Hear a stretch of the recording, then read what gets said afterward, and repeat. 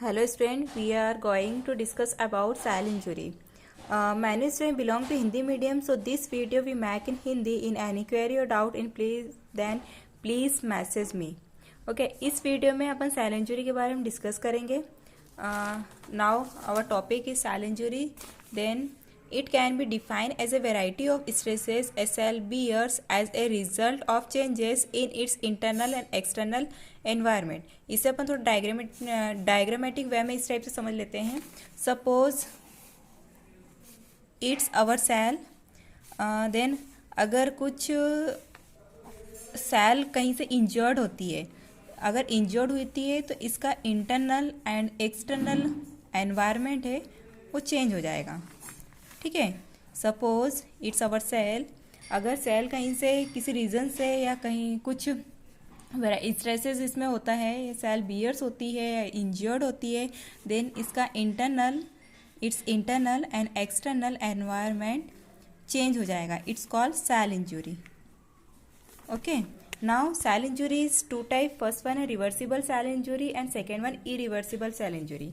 Reversible cell injury is that if ischemia or hypoxia is for short period of time, the cell can be reverting back to its normal condition which is known as RCI. RCI means reverse cell injury. अब इसमें दो term आ रही है, ischaemia और hypoxia. अब इसे थोड़ा अपन समझ लेते हैं. इस्केमिया क्या होता है, हाइपोक्सिया क्या होता है. इस्केमिया मीन्स पहले अपन थोड़ा सा ये समझते हैं कि सेल को प्रॉपर वर्क करने के लिए O2 रिक्वायर्ड है प्लस ब्लड. ठीक है, अगर ये दो चीज़ सेल को नहीं मिल पाएगी तो ये प्रॉपर वर्क नहीं कर पाएगी. ठीक है, अब फर्स्ट वन कंडीशन क्या थी अपनी, इस्केमिया. इस्केमिया का क्या वर्क है, ब्लड का सर्कुलेशन करना. ठीक है, अगर किसी रीजन से ब्लड का सर्कुलेशन प्रॉपर नहीं हो पाता है तो इस्केमिया वाली कंडीशन क्रिएट होती है. ठीक है, और ब्लड का सेकेंड वर्क है, ब्लड क्या कर रहा है, ऑक्सीजन को कैरी कर रहा है. ठीक है, ऑक्सीजन को कैरी कर रहा है. अगर ब्लड का सर्कुलेशन प्रॉपर नहीं हो पाएगा तो ऑक्सीजन की डिफिशियंसी हो जाएगी. O2 की डिफिशियंसी होती है तो it's called hypoxia.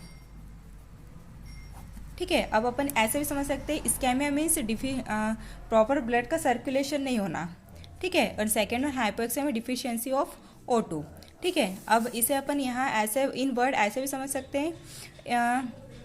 It also depend upon the organ which undergoes hypoxia. Example, skeletal muscles can withstand for half an hour with cell injury, but brain cell and undergo permanent damage with 10 minutes. Okay, अगर brain cell damage होती है तो brain cell damage होएगी तो 10 minute within 10 minute के अंदर permanently damage हो जाएगी. बट अगर नॉर्मल सेल इस्केमिया हाइपोक्सिया से अगर अफेक्टेड होती है तो वो रिवर्सिबल मतलब थोड़े टाइम बाद वापस अपनी नॉर्मल कंडीशन में आ जाएगी. That call reversible cell injury, है ना. और अगर थोड़ा सा अगर हिंदी वे में ऐसे समझना तो यदि इफ़ इस्केमिया और हाइपोक्सिया कम समय के लिए मतलब थोड़े टाइम के लिए है तो सेल वापस मतलब रिटर्न अपनी नॉर्मल कंडीशन में आ जाती है. इसे RCI के रूप में अपन जानते हैं. ओके, नेक्स्ट वन है irreversible. Irreversible means they can not reverse to normal state. Irreversible मतलब ये इरिवर्सिबल टाइप में जो सेल है अपनी नॉर्मल कंडीशन में नहीं आ पाएगी. आप इसे ऐसे भी समझ सकते हैं कि जो रिवर्स वाली कंडीशन थी, रिवर्स ओके रिवर्स वाली कंडीशन में सेल अफेक्ट होके अगेन अपनी नॉर्मल कंडीशन में आ जाएगी. बट रिवर्सिबल में क्या होगा, अगर वो अफेक्ट होती है तो नॉर्मल कंडीशन में नहीं आ पाएगी, टोटली सेल डैमेज हो जाएगी.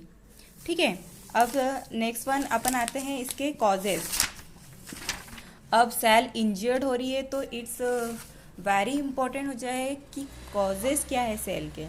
ठीक है, सेल कैसे इंजर्ड हो रही है, ऐसा क्या हो रहा है कि जिससे सेल में इंजरी हो रही है. ठीक है, अभी तक अपन ने जो भी डिजीज़ पढ़ी है, इन्फेक्शियस डिजीज़ पढ़ी है, सभी के अपन ने साइन सिम्टम्स देखे हैं और कॉजेज देखे हैं, उसको प्रिवेंशन देखे. ठीक है, ये मोस्ट इम्पॉर्टेंट पार्ट है. 99% चांसेस है इसके एग्जाम में आने के लिए, तो इसको अच्छे से प्रिपेयर कर लेना. कुछ समझ में ना आता है तो एक बार पूछ लेना. ठीक है, मैं अपना है causes of cell injury. Cell causes divided by following 2 classes. Okay, first one है acquired, second one genetic.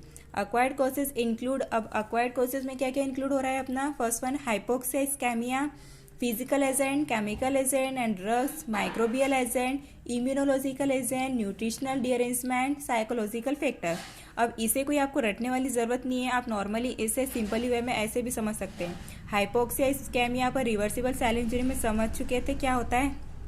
Hypoxia ischaemia, hypoxia में क्या हो रहा है, O2 की डिफिशियंसी हो रही है, ठीक है, उससे सेल इंजर्ड हो रही है। इस्केमिया में क्या हो रहा है, प्रॉपर ब्लड का सर्कुलेशन नहीं हो पा रहा है, ठीक है। सेकेंड वन क्या है, फिजिकल एजेंट। फिजिकल एजेंट में क्या हो सकते हैं अपना, कुछ भी मैकेनिकल ट्रॉमा हो सकता है, थर्मल ट्रॉमा हो सकता है, इलेक्ट्रिसिटी के थ्रू, रेडिएशन के थ्रू, ठीक है, यूवी रेडिएशन, आयोनाइजिंग के थ्रू जो कंडीशन क्रिएट होती है वो फिजिकल एजेंट में आएगा, ठीक है। थर्ड वन क्या है, केमिकल एजेंट। अब केमिकल से आप समझ सकते हैं कि अगर केमिकल के थ्रू इंजरी हो रही है तो कैसे हो रही है, कुछ केमिकल पॉइजन्स होते हैं, साइनाइड होते हैं, आर्सेनिक होती है, मर्करी होती है, ठीक है। अब कुछ स्ट्रॉन्ग एसिड होते हैं, कुछ एल्कलीज वगैरह होते हैं जो कि केमिकल एंड ड्रग्स में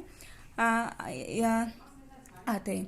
नेक्स्ट है अपना माइक्रोबियल एजेंट। अब माइक्रोबियल में क्या होगा, कुछ फंगस होंगे, कुछ एंटीबायोटिक्स वगैरह होगी, सॉरी एंटीबायोटिक्स नहीं होगी, कुछ फंगस होगा and fungus, virus and bacteria के थ्रू जो डिसीज कॉज होता है, ठीक है, जिससे अपनी सेल इंजर्ड हो रही है, तो ये सब माइक्रोबियल एजेंट्स में इंक्लूड होगा। Second, immunological agent, nutrition derangement, psychological. Immunological में अगर एक्सेस हो रही है कंडीशन, थोड़ा सा अपन यहाँ समझ लेते हैं। इम्यूनोलॉजिकल एजेंट्स में अगर एक्सेस इम्यून हो रहा है तो इसमें हाइपर सेंसिटिविटी कॉज करेगा, ऑटो इम्यून डिजीज में rheumatoid arthritis, Parkinson disease cause होगी, ठीक है। Next one, nutritional derangement. Nutritional में अगर प्रोटीन की डिफिशियंसी होगी, एक्सेस न्यूट्रिशनल होगा तो क्या होगा, डिफिशियंसी हो रही तो marasmus, kwashiorkor, anaemia disease produce करेगा। एक्सेस न्यूट्रिशन हो रहा है तो ओबेसिटी, एथेरोस्क्लेरोसिस है, हाइपरटेंशन प्रोड्यूस करेगा, ठीक है। एथेरोस्क्लेरोसिस को अपन ऐसे भी समझ सकते हैं